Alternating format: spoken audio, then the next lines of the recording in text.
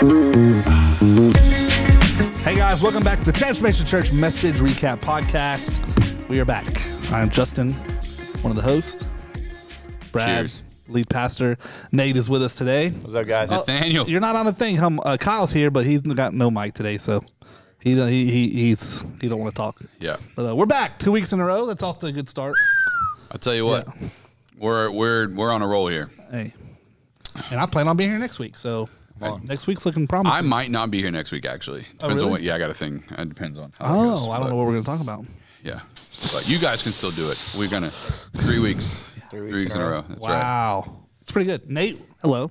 What's going on? Thank you for having me. Yeah, bro, you could do a behind the camera one, like let Kyle and John both be on the podcast, but also working on the podcast while they're on the podcast. Yeah. That'd be really cool. Like, let people see what's happening back there.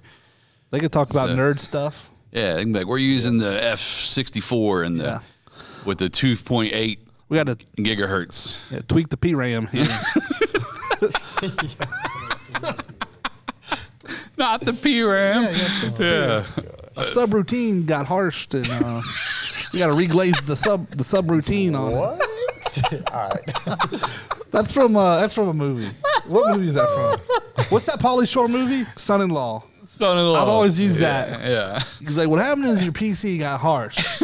So I had to reglaze, I had to tweak the PRAM and reglaze the subroutine. And I'm like, so I thought that always sounded fancy. That's always, yeah. Or like Tommy Boy when he's in his dad's factory. Yeah. Remember that, John? Yeah. That scene? One of my favorites, favorite things that happen, and it happens around here all the time. It's like when the techie people are having their techie conversations, they're like, we just got to replace the F64 transformer. Like, the F64. Yeah. It does make it sound smart. I used to do that with RVs when the mechanics were around talking about stuff. Yeah. You know? Yeah. Oh, yeah. It's the inline T-former. Oh, yeah. The Johnson rod. Yeah. We need a new Johnson rod. Yeah. Jeez. Yeah. Hey, do you ever change the blinker fluid in your car? No, I do not. I do not. I have them change it for me. That's good. You put premium air in your tires? Absolutely.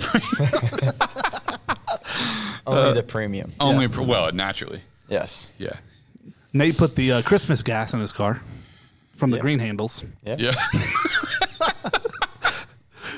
You seen those TikToks? No. You never seen those? No. The girls call their dad and they're like, Dad, something's wrong with my car. Oh, yeah. I just got gas on that. I put the Christmas gas, and Dad's like, the what? You didn't put diesel, did you? She's like, no, the green pump, the Christmas one. The dads flip out on they the phone. freak out. Oh, yeah. Or they call their boyfriend and say they paid $100 for the premium air for their tires. And Oh, stuff. my gosh. That's funny. No, I've seen the reaction ones where it was like millennials telling their boomer parents that their favorite artist had died. Oh yeah, that's a good one. That's one. So they're like, Tom Cruise dead at 62, and the mom's like, what? Yeah, Oh my god! Like, so. I saw something funny the other day that we ought to do as a bit on the podcast. Maybe we'll do it for next week. We'll do it with Nate since you're a Gen Zer. Yeah. We'll ask Nate a list of questions like, do you know what this is from our era? Okay. Like Nate, what is a burnt CD? A burnt CD. Like, do you know what that is? It's music burned on a CD. Like a CD that you buy. I mean, I think I've heard of that because I was born in 1997, so I kind of like grew up a little bit in that. That's fair. So That's like fair. Music you burn on a CD. Bro, when you said I've heard of that, it sent me. I was not ready for that response. But like a Gen Zer in 2001, 2002 wouldn't have heard of that. Wouldn't have. Right? Yeah, Like, absolutely. what is a three-way call? That's crazy. I don't know that one. Like three people. But they call it a call. merge call. Yeah. Yeah. It's called a merge call. Yeah, I wouldn't. I've never heard of it. Like, what are the yellow pages? That's a phone book. Yeah. Okay, but what is it? It's a phone book. What's in it? Phone numbers. Okay. Make sure. But anyways, it's like a whole list of stuff like that. That's great. Yeah, I that's know hilarious. like a floppy disk and all that stuff is like I had that stuff in computer class. Yeah, it's the save icon. Yeah, that's true. Yeah. Yeah. Like, have you ever looked through on your iPhone like all the emojis? Like, there's a beeper, like a pager emoji. Like, who's using that? You literally. Yeah. I don't know. Like the Stonehenge one. Like, I don't know why some of these are emojis. Page me, bro. I had a pager. Maybe doctors. Doctors still use wild. pagers, right? Is that a thing? I anyone? think nurses do. Like Leah says, she used a pager. Pager. Yeah. For what? It's got to get a hold of you. They call the phone. Or maybe they do. Maybe they don't. I don't know. I had one. I think it's like I think if I'm not mistaken, and if you're a doctor, you can let us know if this is true. I think like it's just codes. Code room number is all it is. So it's like code 9 room number. And so they don't have to like figure it out. It's like they're getting. Remember two-way pagers? Yeah. Yeah, I remember that. It's like the old Nelly video. The what's the Nelly song that he did with the? Oh, is it Dilemma? Dilemma. Yeah, she's on the two-way pager, but on the scene it's an Excel spreadsheet. She's mad because he ain't replying, but in the scene it's her typing it in an Excel sheet. Oh my gosh, that's wild. No one caught that when they filmed it. No, not at all. So that's I love those things where they're like people go back to old videos and stuff, and they're like, "Why is this happening?" And it's like that same exact Excel spreadsheet. And it's like. That's hilarious. Well, yeah, and then I saw on TikTok those two guys that do that one basement podcast is I find funny is they were talking about all the songs that turned 20 this year. Oh my gosh. And they were all bangers, really? all good songs. The dude was like, "What did we just dance all day 20 years ago?" Those are all good songs. Like Usher's "Yeah," it's 20 years old. Really? Yeah, I would think that's older than that. That's crazy. I remember. It's funny with that song. I don't know why. I remember the first time I heard that song. Really? In my car with JC and I think Jason. Yeah, I was like, "This song is going to be a banger forever." That's wild. Yeah. Very good song, but anyways, yeah. Interesting. So yeah, okay, we'll do a list of if Nate knows what stuff is, or we'll bring someone younger in or something. I'm telling you, I feel like I would know more than like. The video I saw, these kids were probably like teenagers. You're 26, you know. So it was funny though because these kids, I mean, stuff you thought we just all knew. They don't have a clue what this stuff is. Absolutely. It was hilarious. All right, so hold on, we got to go down this list real quick. Oh, okay, were these songs? Yeah. So top songs from 2004. Okay. There's some songs I don't even know what they are, so I'm not even going to bother saying them out loud. But "My Place" by Nelly. Wow. Yeah. "Lean Back" by Fat Joe. Lean Back. Now, Lean Back. Wow. What's funny is every time I tell Vince, talk to him about doing the worship song "Lean Back," he sends me a Fat Joe gift. So, "Sunshine" by Lil Flip. "I Don't Want to Know" by Mario Winans. That's a good song. Is that one? I think so. Oh no. Let's see what else. Got a call coming in. Sorry, can't do it right now. "Tipsy" by Jaquan. "Confessions Part 2" by Usher. Wow, that was like, you know what's funny is like that whole album was almost like his comeback. Yeah, and that's already 20 years ago, bro. I don't know any songs. So "American Idiot" by Green Day. Oh, I know that song. How old are those guys? Old, bro. How about The this first one? album was good. How about this one? You about Dookie? Yeah, Yeah. that was their only good one. The rest is terrible. "Over and Over" by Tim McGraw With Nelly. with Nelly. Wow. Dude, that's why you have no idea what we're talking about, dude. I don't know that song. No. No. It was Tim McGraw with Nelly. That's crazy. It's exactly what you'd imagine. Yeah, by Usher. That's crazy. You said yeah by Usher? Yeah, that's. There's some you probably can't. Yeah, there's a few I'm not mentioning on the podcast. But I just saw one. That "Game Over" by Lil Flip. I was just listening to that last week. "Slow Jams" by Kanye West. "Vertigo" by U2. Wow. "Bless the Broken Road" by Rascal Flatts. Wow. Wow. Yeah, that 2004 was doing it, man. So it was a good time for music. I think current we just music triggered your nostalgia. Well, yeah, of course. Current music is terrible. To you, not to teenagers. Teenagers have terrible taste in music. Yeah. Y'all, Like, I don't even know like current rappers and stuff. Yeah. Like, yeah, we sound old. That's what my dad used to do when I was listening to terrible. Yeah. Big Timers. The problem is, so here's the problem. Here's the problem in the like the 21st century hip hop world is all the truly talented people have already died in their early 20s. So I'm not advocating for all of them as artists because they're not Christian artists. But when as a musician and as an artist, going back and listening to guys like Mac Miller and some of these dudes, like these dudes were truly I believe it's like the ones that were truly gifted. Mac Miller, Juice WRLD was another one. They were truly gifted artists. They all succumbed to the life they were living. Yep. Like they overdosed, and that's unfortunate. It's wild. Yeah. Both from a talent perspective, obviously human life, but from a talent perspective, and that's the ramifications of like a sin-filled world. Like they were truly talented. I'm honestly again, not advocating for these guys in any shape, form, or fashion. I'm surprised Post Malone made it this far. Like, but I mean, dude is unbelievably talented. Like, and I'm not saying you need to go listen to his music. Like, if you do, listen to the edited version, please. But like just as far as again, talent artists that are out there, like I'm surprised. He looks like he smells terrible.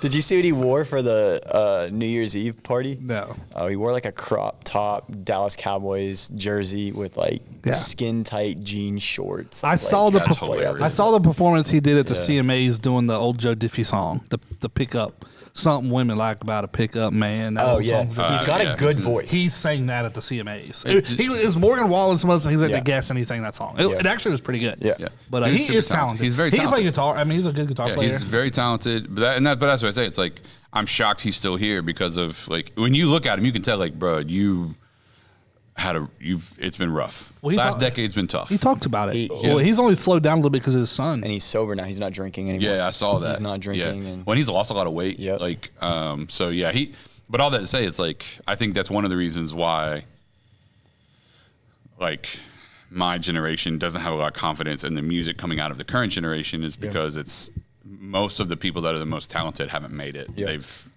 well, it's almost like I can spend 20 minutes on TikTok and find more talented people than what's out on the radio. Sure. That's what it seems like. Yeah. Well, it's if you know what I mean? If you can get the right Instagram, TikTok combination, you can become famous. Like, absolutely. So. But all that to say, not that that's why any of you are watching this podcast or listening to it. But did you learn anything? Yeah. But just so you know, just turn it to classic rock. That's all you got to do. What's the band Breaking Benjamin? Oh yeah, Breaking Benjamin. Every time we turn on anything from pre-2015, Nate's first response like, "Is this Breaking Benjamin?" Breaking Benjamin every time. Who is very good. Breaking Benjamin is very good. That's like late 2000s. That's like mid-late 2000s. Yeah. That's not. I mean, we saw them in concert 2 years ago. Recently. Yeah. So, were you at that with us? No, that was John. I didn't go. John Savannah. I didn't. I've seen Breaking Benjamin 2 or 3 times. Yeah, they're good. Who was it that opened for them that we were all super impressed by? Seether was awesome. Yeah, I was very impressed. Like Seether was awesome. Yeah, and then before them was Flyleaf, and she like preached the gospel. Wasn't that her? Yeah, she preached the gospel, bro. Like Flyleaf's Christian. Yeah, so they came out. I was shocked. They did like some of their songs, and then she like went straight into like, I wrote this song when I was in this place, and then blah blah blah, and it was a reflection of this moment in my life. It's like the only all satisfying thing that's ever existed is Jesus Christ. And if you're here tonight, like she went in, I was like, she went salvation prayer, dude, like the whole nine. Just about. Dude. I mean, just about. She didn't pray, but like full on preaching, preach the gospel. Yeah, like that's the awesome. only like preaching to a audience who is obviously not there for that. Like when you go see Skillet.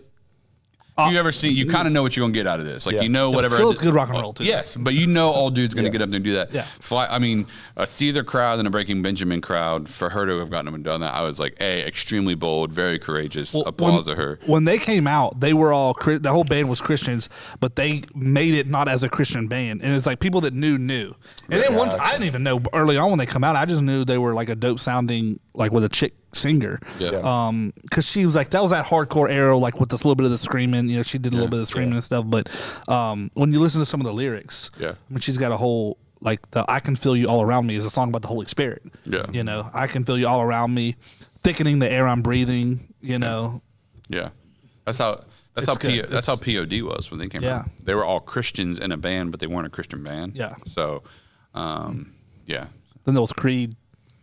Yeah. With arms wide open.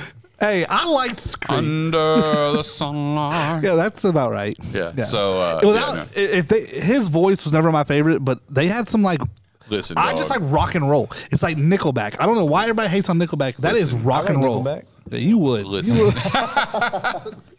Listen, the My Own Prison album from Creed Amazing. was, I mean, you talk about a dude like bearing his soul on an album. Scott Stapp. That was phenomenal. Yeah. Anyways, we're gonna send you a playlist, Nate, for you to listen to some of these. He's got music and movies he has to watch. Yeah, I still haven't seen Dumb and Dumber fully, so that's insane. I can't. You referenced it Sunday. I referenced it Sunday, and I thought to myself while I was talking about it, Nate has no idea what I'm talking about. We need to do a movie night. Well, you've referenced that quote from that movie multiple times. Yeah. Well, I referenced the first half of it. Sunday. Yeah, there's a second. There's a second half we left out.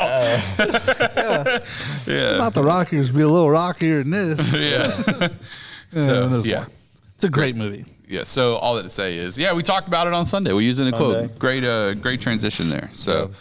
Well, I do agree. That era of movies was pretty good. That Jim Carrey era. See, and you like Ace Ventura: When Nature Calls better than the first one, right? You like the second one? I recently watched both of them, and they're probably even playing field now. I think I do still like the second one better, but they're a lot closer. I think the first one, obviously. They're both stupid. Like that whole concept that he's a pet detective is like it's stupid. But like I thought in the second one, he's like overacting it. You know what I mean? Which, bro, it's Jim Carrey. What are you talking about? You know what I mean? The first one has more of a plot. Like the second one just seems like he's over. Like what's his name in the movie? Ace Ventura. Oh yeah, Ace Ventura. Right? Oh my gosh, that's crazy. I don't know how that just happened. It's like they said, be Ace Ventura, but overact it, and that's what he did. Gotcha. But it is funny. Like when he first gets to Africa and you see him bouncing around in the car. Bro, that's genius, bro. Like, oh my god, you have no idea what we're talking about. Yeah. Oh my gosh, do you know Kyle? You watched it? You tuna? Bro, Bumblebee tuna. Bumblebee tuna. Yeah, another second half of a quote we'll leave out, but no, absolutely. That whole thing, like, so we need to watch those kind of three. hot in these rhinos, you know. Yeah, it's good. Yeah, no, those are great movies. Finkel is Einhorn. Finkel is Einhorn. Einhorn is Finkel. Oh man, great. Yeah. I hope y'all are laughing at this. Yeah, if you're not, I'm not. What we will say is we're not advocating for any of these movies. No. They're not bad movies. They're not Christian movies, and we have to say that. But most aren't, right? You know how people get, man. If you're one of those people, just stop. Don't be. Yeah. Don't send us an email. Don't be a Karen. Oh, now you're crossing the line. That's the line. Karen's the line. Don't send us an email. Most movies aren't Christian, and that's okay. That's true. It can be a great. What's your favorite movie, Nate? Of all time? I have like a top 5. Give us a couple. So The Blind Side.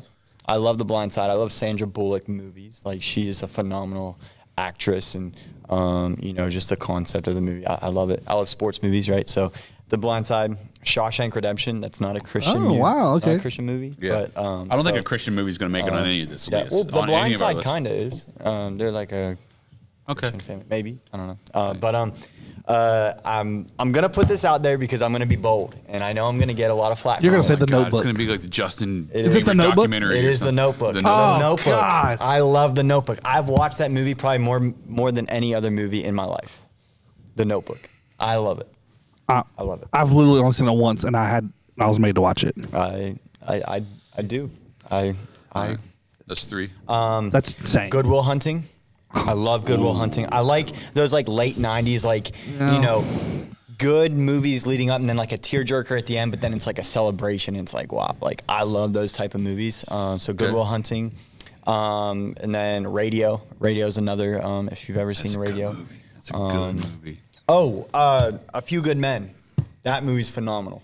A Few Good Men. It is. I agree. I love that movie. Okay, you're not. Your list isn't terrible. Yeah, it's not a terrible list. Not a terrible list. That's probably better than John's list. Oh God, I don't like the newer movies really. I'm not like a big fan of like Nightmare newer Before movies, Christmas or something. Yeah, freaking John. No, A Few Good Men is definitely an acceptable choice. Shawshank, that's got to be in the top Get something. Busy Living or Get Busy Dying.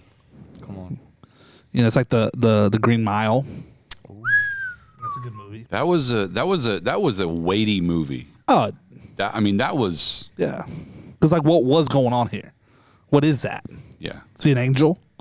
Yeah, exactly. And like what's that was going just there was a lot going on in that movie. 8 Mile. Definitely not a Christian movie.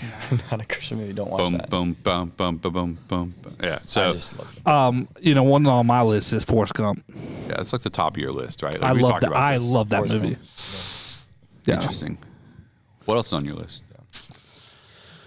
You know, comedy wise, you know, I gotta say Step Brothers. Just Oh, yeah. you know, Also not. I can't advocate for Can't that. advocate for that. Step Brothers hilarious. I love Step Brothers. One of my favorite. But I mean, there's just so many movies out there. It's so hard to pick. You know, it's hard to pick movies. Like I think of movies that I know that I really like, but I don't know that I'd ever classify them as one of my favorites. But like if I catch it on TV, I'm gonna watch it. I'm with it. Like Titanic. I like watching Titanic, and I don't know why. But you hate on me for the Notebook?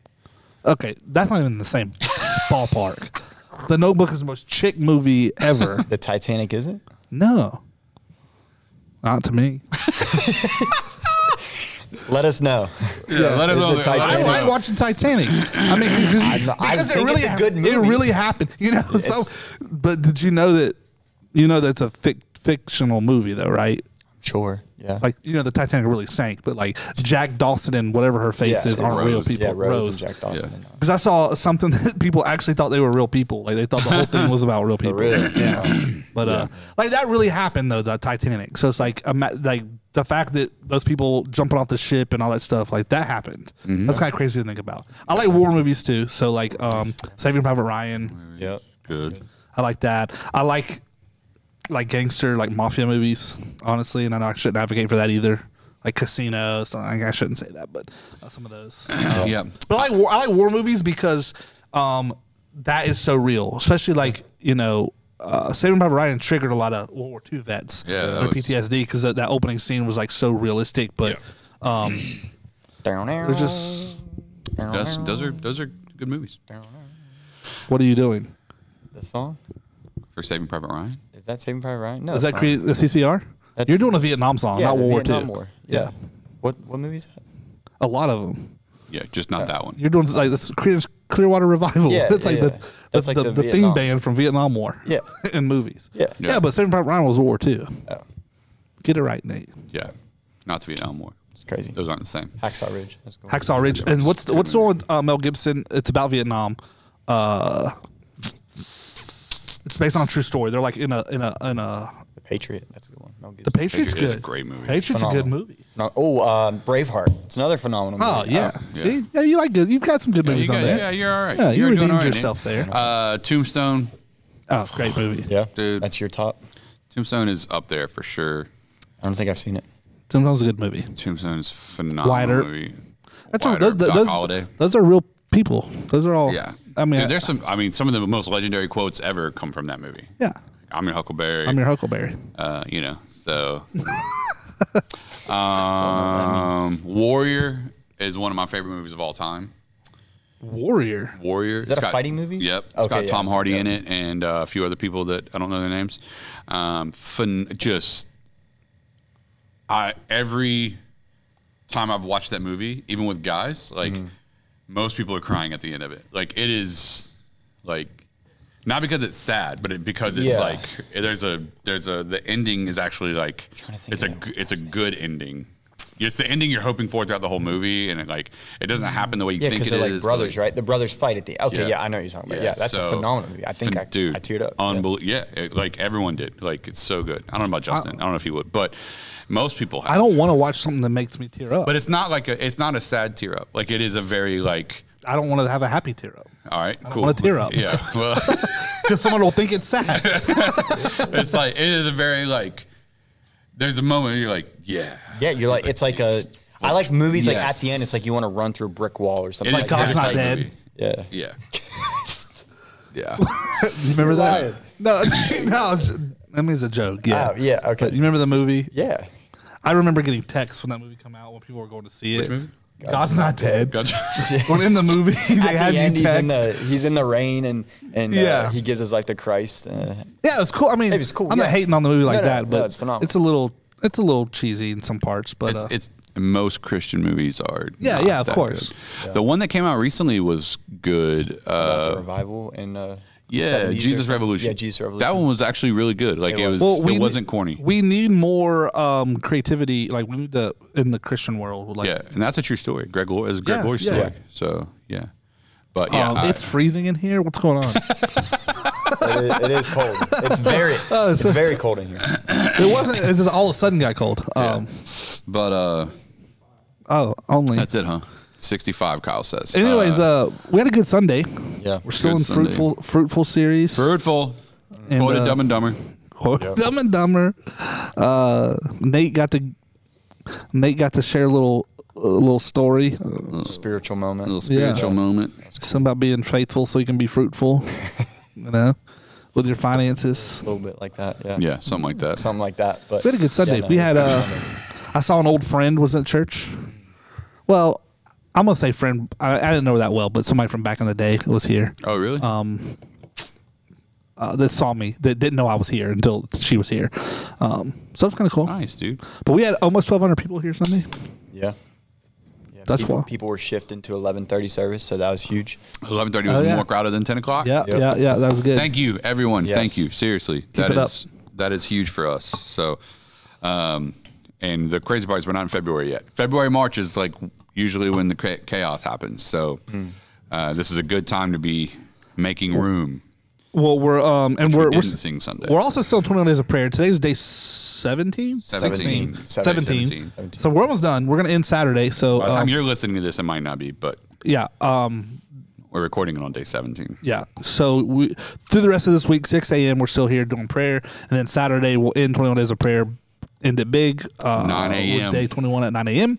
And then this coming Sunday is the last Sunday of the month. We got baptism and stuff. And then Yes, sir. Is this the last fruitful message? Yeah. Yep. Yeah. And then we're in the sushi sex and subtitles. Sex and subtitles. What year is this for? 5. Is it? Wow. 5. Man, 5 years. We've done it every year for 5 years. 5 years. that sounds hard to believe. What year did 2019? We started at DeSoto, right? We were in DeSoto. No, it started at AMC. AMC. Was it? Yeah. Did we do it at I think we DeSoto? started DeSoto. I was about to say because, No, it was at AMC. I remember. It was at AMC. The first year I did it was when the Cashes were there.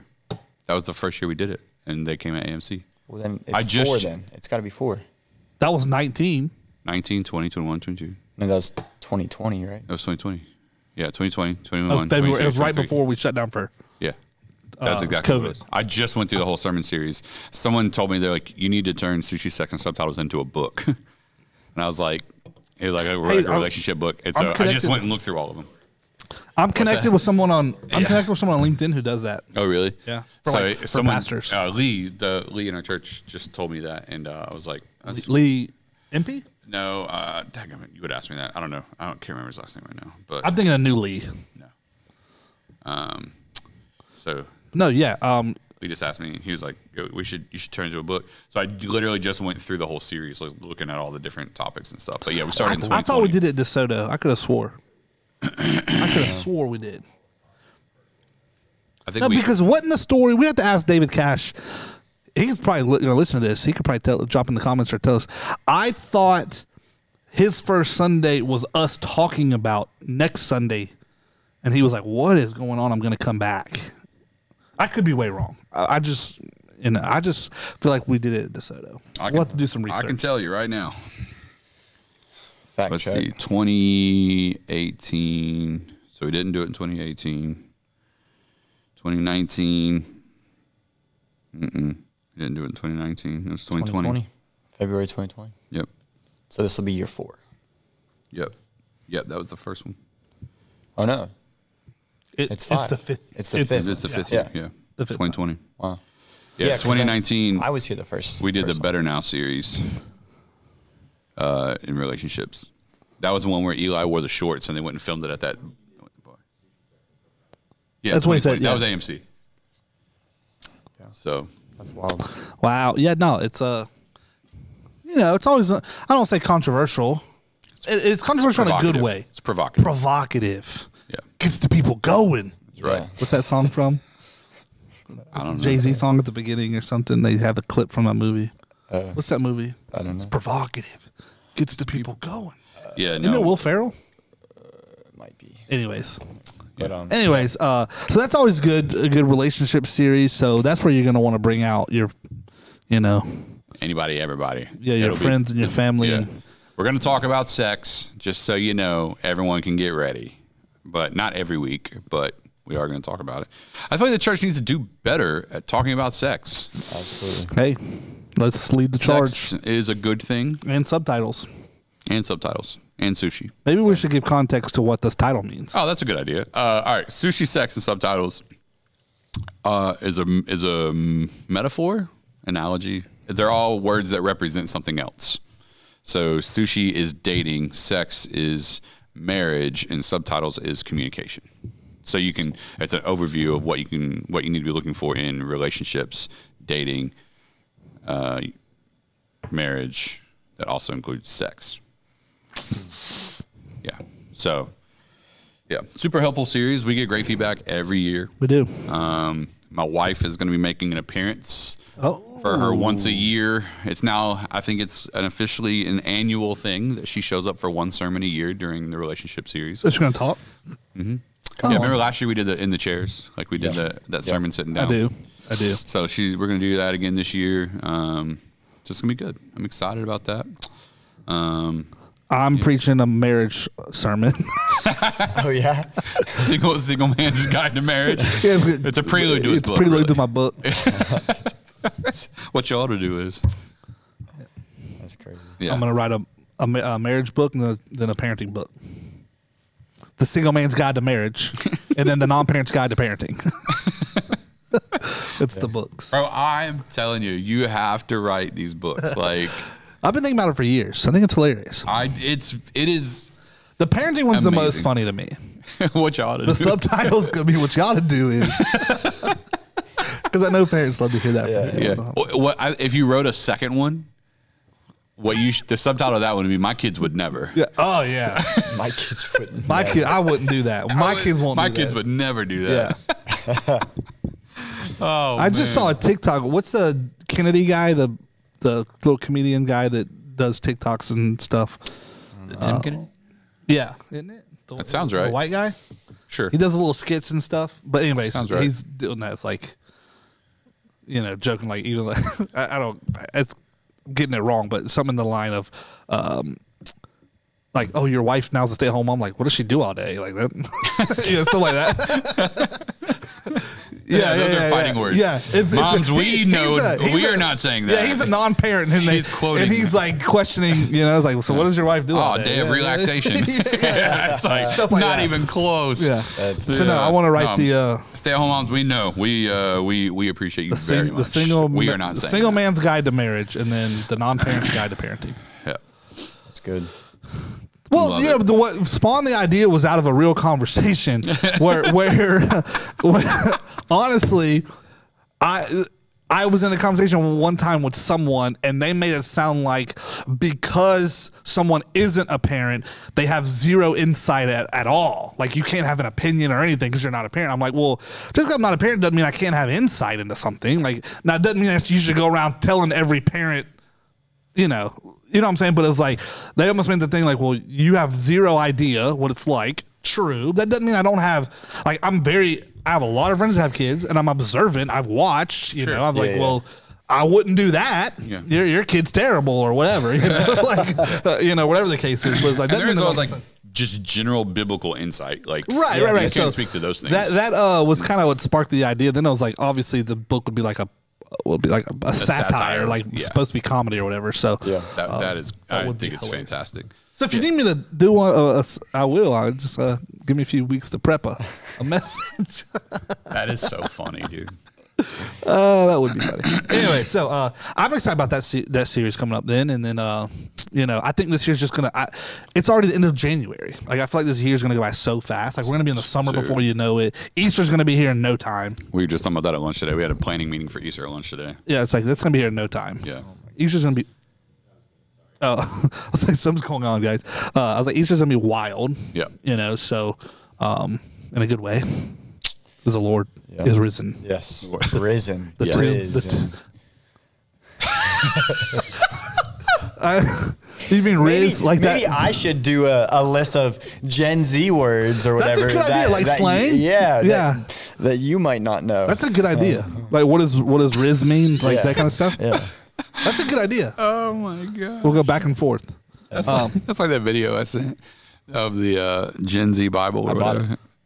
No, that's hilarious. It should be coming in the next couple of days. So I don't think we can go over that. Yeah, I don't think that's bad at all. I think that's hilarious. Just like the Cajun Bible. Have you ever seen the Cajun Bible? Yeah, I have seen that's that. hilarious. I haven't seen that one. So, that's unbelievable. Yeah, I mean, obviously, I don't think that should be someone's Bible that they like study out of. But sure, yeah. The fact that it exists, I think, is kind of cool. Yeah. But no, yeah. So, I have a Patriots Bible. Is that true? Yeah. Like it's all about America? I don't know if it's all about America. I've actually never looked at it. It's like someone gave it to me as a gift. So it's like on my shelf, but I've never really looked at it. I think it's in there. We can go look at it when we're done. I'm curious because I got questions. No, that's funny. God's true covenant. One true covenant with America. Oh, God. Golly. Let's move on. That is heretical. That was a joke, by the way. Please don't take that literal. Someone's going to turn that into a sound clip. And we get invited to Greg Locke's church to preach. Clip it. Put it on Facebook, Instagram. Put it on Facebook. TikTok. I'll get invited to Greg Locke's church to preach. At Brad Livingston. That's funny. Yeah, that is funny. Yeah. Greg Locke. Anyways. Yeah, no. So I'm excited for all that coming up. I mean, I feel like it's just going to go by fast. I feel like even Sundays roll around so fast. Like it's Sunday on Saturday afternoon. Like it's Sunday again tomorrow. Yeah. Not that it's bad. I mean, it's just it feels like we're here a lot. Yep. In a good way. About 5 days a week. Yeah. You know what I'm saying? Like it just feels like we're here a lot, which we are, which is good. Yeah. It is wild. It's so cool, man. It's so cool to see just how like things change. You know, like we've getting already during 21 Days of Prayer. I mean, we're getting report after report of like God doing supernatural stuff, like stuff that people were convinced was cancer, and it's coming back like benign. And hopefully those healings continue because there are people we're praying for in the church that are dealing with some stuff. So obviously we want like those type of things to continue. But not only that, in addition to that, like that's all. Those are all important. But like even our groups are strong. Like our small groups are great, going really good. Some of them are so large it's hard to call them a small group. Literally, we just had that conversation. I was like, that's not a small group. That's a class. Pastor Dan's small group is 44 people yesterday. Like it's a church. Yeah, that's what he said. That's like bigger than some churches. And not to knock those churches, but I mean it is. Yeah. So like it's just cool. It's good problems to have. You know, I hate to call them a problem when it's good, but like, you know, the young adult one that's meeting at the coffee shop. Dude, they had 20 something. When the coffee shop's asking them to not come back with that many people, like, oh really? It's too many. Really? That's what Rick. I think that's what Rick. Oh wow. That's what Rick said. He's been talking with Jake. They were like, if you're gonna have this many people, you got to reserve the space, type of thing. Like they're just moving tables. Like they want to charge. Like I don't know if charge them, but to have the space because so many. Let's go. That's awesome. It's like a good problem to have again. But So that's kind of cool. Running that strong. Yeah. So what's cool about that is that one's been going for a while. Like that one's been going for Hayden like 2 and I years. started that. So Hayden and I, because he needed someone that like would lead a look at group. you. So we started that, and then I was like, all right, now that you know how to lead it, like you take it, and then he's just kept it going every season with a different leader every time, and like it's just grown. It's been great. Yeah, it's been absolutely great. But even now, like me and Pastor Rick are leading men's lunch. You know, he's I guess I'm his co-leader, but we're leading or whatever. And like even last night, like people are still joining the group. Like you know, it's been 3 weeks, you know, since we launched, but new people is like which is great. So I hope they show up tomorrow. Yeah. So, anyways, Sunday was good. Again, go watch or listen to the message on YouTube or the podcast. It's a good series. I like what we're talking about. You know, I like that. It's like what everybody's saying. Things seem so practical. You know. It's so funny. I had someone in some of the stuff I'm involved in outside the church was asking me a lot of like questions about our church, like pointed questions in a good way, like very inquisitive. And this is someone who does not go to their lifestyle is very different than most Christians. I'll say it like that. But they were asking a question about the church, and it was really cool. And I was like, what's so interesting is I can be in the lobby and talk to a 22-year-old. And then they walk away, and then I can talk to a 63-year-old and they say the exact same thing about the service. Yeah. It's like, and that is rare. It's like, and that's not like us bragging, but I think it's rare that a 63-year-old and a 22-year-old will enjoy the same music, you know, like in a praise and worship environment.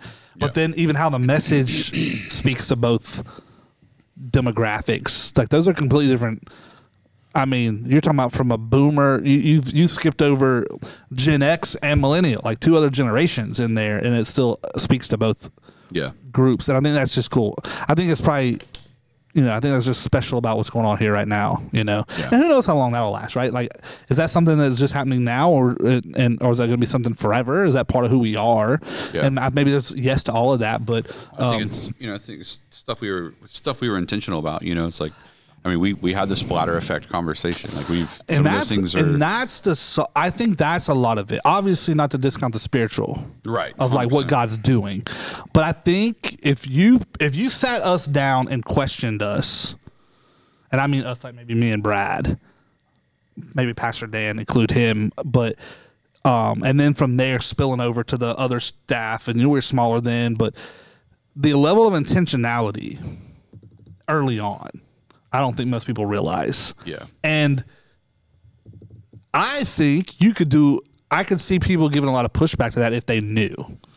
Like we had conversations like that where it's like, but we were so adamant of the culture needs to be healthy that there were certain things that it's almost like, and we even would debate sometimes, like, is this crossing the line too far of being like, is it too corporate, or like sometimes those kind of conversations. Yeah. But yeah. Well, and it is so interesting too, and part of the conversation we're having right now. So, and I don't mind sharing this information. Like when we build out most of the things we build out at Transformation Church, we have a target audience. Like we act like very specific. I'm not going to get into what all the specifics are, but there's an age demographic.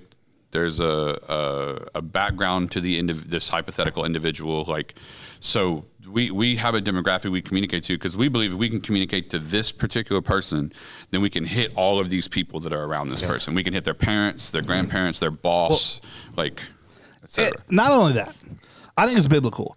I mean, I'll only say this because I am a pastor. So I'm going to say something negative that I think sometimes toward other pastors. Like if you're a pastor listening, I'm speaking to you. It's like if you're the pastor that's like, I'm just here to reach everybody, then you're probably, the answer is yes. I get what you're saying, but like Paul wrote to the Romans. I'm talking to you right now. Paul wrote to the Corinthians. I'm talking to you right now. Like he knew who he was talking to, which is why those letters are so different. Like, and that's why even now as Christians, we have to be careful we have to contextualize Paul's letters to the culture and the people he was talking to, because he was talking to specific people. And I think as a church and as a pastor, and I'm not the lead pastor, so God's not talking to me about this, but I get it, is like he's talking to you to reach your community or whatever demographic, you know. And if you don't spend time thinking about that, because for some reason that's not leaving room for the Holy Spirit or whatever kind of Christian cliche excuse you can give to not put in the work, I think you're doing yourself a disservice and the people you're supposed to reach. You know, so for us, we did have who are we reaching? And the answer isn't the 22-year-old and the 63-year-old. We're reaching this person, and because of that, we will reach these people. And that's what's happening. And it's beautiful. And you know, we're known to be we have systems here, and I like what, you know, Chris Hodges says at Church of the Highlands, like everybody has a system, and if you think you don't, you just have a bad one, you know, and that type of thing. But no, it's true. It's true. So much we were intentional about early on, and I think we're seeing the fruit of it, you know, 5 and 6 years later. Of that. Yeah, and it's like, you know, the idea that just because we have a target audience doesn't mean we don't care about the rest. What we know is if we hit the target, the splatter effect from hitting the target means we hit the audience around the target. So, you know what I mean? So if it's this age group, then their kids will come, but so will their parents, or will be impacted, their boss. Like, so we're kind of shaping this demographic. So we're aware of how this language works together, which does mean at some points that sometimes we use language and tactics that church people may be offended by occasionally.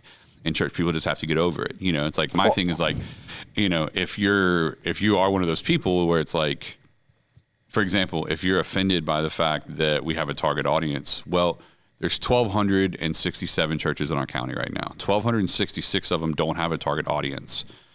So they probably have the audience that looks like whatever age group you're in. So like, feel free. Like I have, and I don't mean that with any like frustration or bitterness or none of that. Like the reason we have a target audience is because most churches around us aren't doing a good job reaching it. Well, here's the deal. So, and I'll say it more pointed. Stop defending what's not working. If you think your way works, it would be working. I think it would be working, and you would be reaching everybody because that's who your audience is, and you're not. Yeah. It's a church full of old people, or a church full of young people, not hating on old people, or a church full of just whatever, or a church just of white people, or a church just full of black people, or whatever the case is. There are churches in our city right now that were built on the backbone of only reaching 19-year-olds, and they floundered and they burn out, and they're not here anymore. So that's not successful either, right? You need to have a target audience, and you need to be unapologetic about it. The thing is as a church, what I love about our church is every person in our church, whether they're 25, 35, 55, 65, has embraced the idea that doesn't have to be my favorite thing for me to get behind it because I know it's working. Well, that's big. And what I don't think most people realize in our church is it's not even our favorite thing. True. True. Like, we're not making, we don't make decisions of what our worship service looks like because it's what you like, because you're the ultimate decision maker, or what I like, or Rick, as the leaders or whatever. Or even what Vince likes as the worship director. Right. We're making them based on the target person. Yeah. So how do we help that person have the greatest encounter with the Holy Spirit? That's good. And take them on a journey into his presence. That's the question we're answering. Because if it was up to me, every song would have a guitar solo. Just like the good old 80s. Yeah, right. Like we'd have a whole lot going on. Yeah. We'd have a guitar up there. Yeah. So you want Journey as your worship. I want Steve Perry leading worship. Yeah. So that's true. And so all that to say is like there's a method to the madness, and people, I think we've talked about it before. People would be shocked to know the degree of detail we've gone into to be able to identify exactly who we are.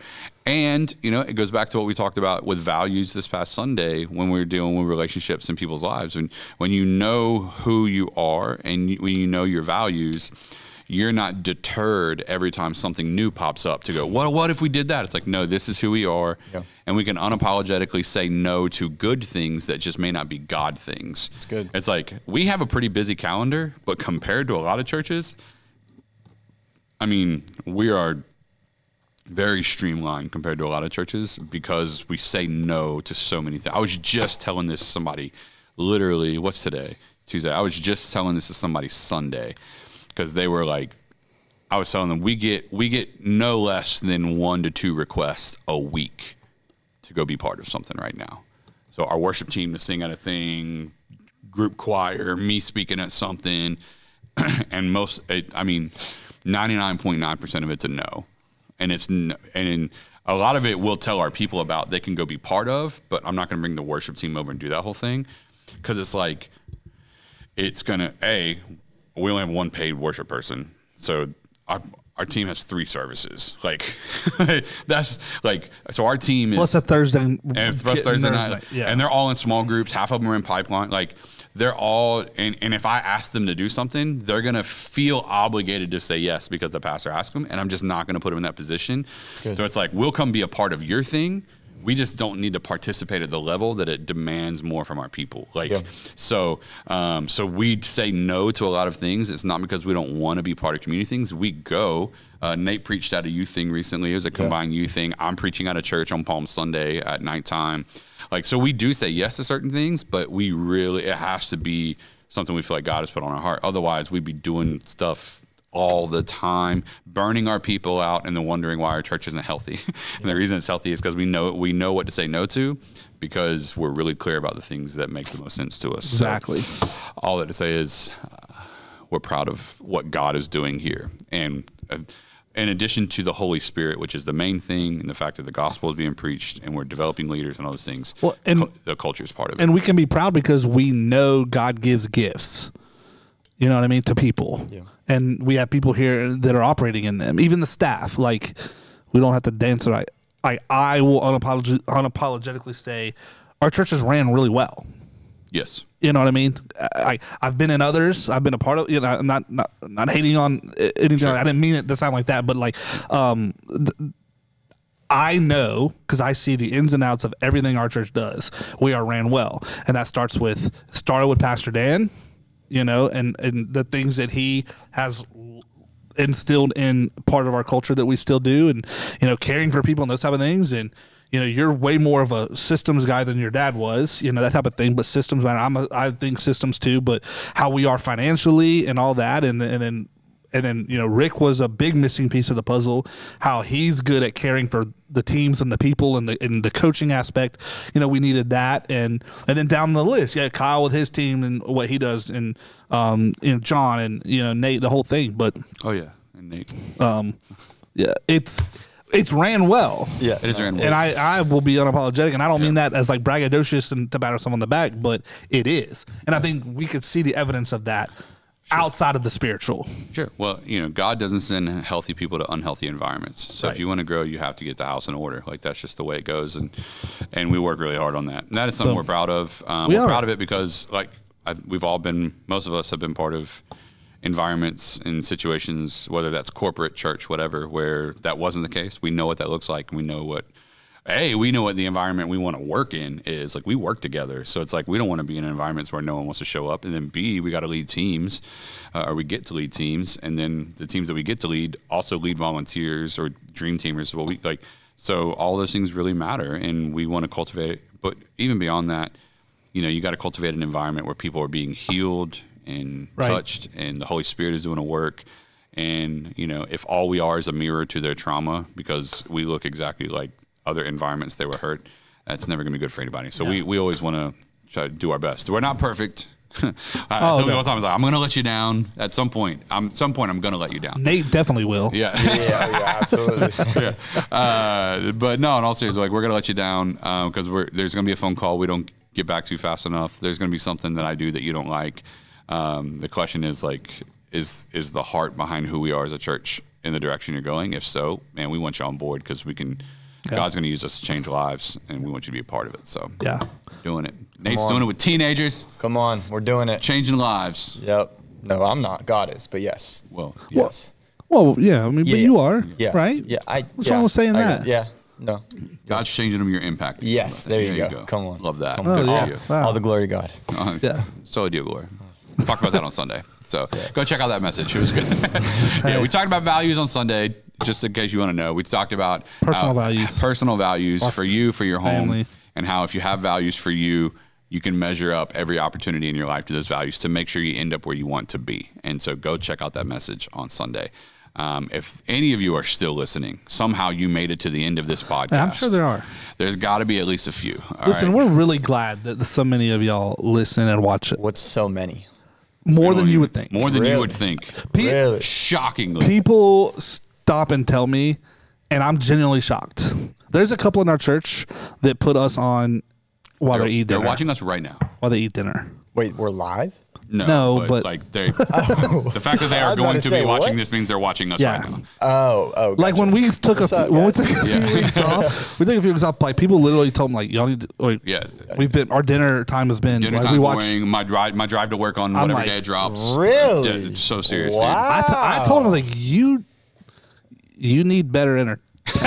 like it's just us. Like we're not. Yeah, there's better podcasts. We love you. We love all of you. We do. We're so glad you joined us. Yeah. So if you are still listening or watching, we thank you. We thank you. We're so grateful. And like, subscribe, share, do all the stuff. If you want to know more information about who we are as a church, transformationchurch.com. Or mytc.life, which is our central hub where you can find anything that you need to know about anything that's happening here at Transformation That's what I'm talking about, Nate. Wow. Rehearse much? No. Or perfect. Yeah. Or on all the socials at Transformation Pensacola. That's right. Yeah, absolutely. And we're excited. Love you guys. Can't wait for this Sunday. We'll see y'all there. Hey, come out Saturday, 9 a.m. prayer. If you missed all 20 days, make day 21. That's true. 9 a.m. prayer in the auditorium. Be there. It's going to be amazing. Over 300 people. Let's see it. That would be wow, so dope. That's a challenge. We're challenging. That's a challenge. Over 300 people. We'll see y'all Saturday, 9 a.m. Till then, I'm out.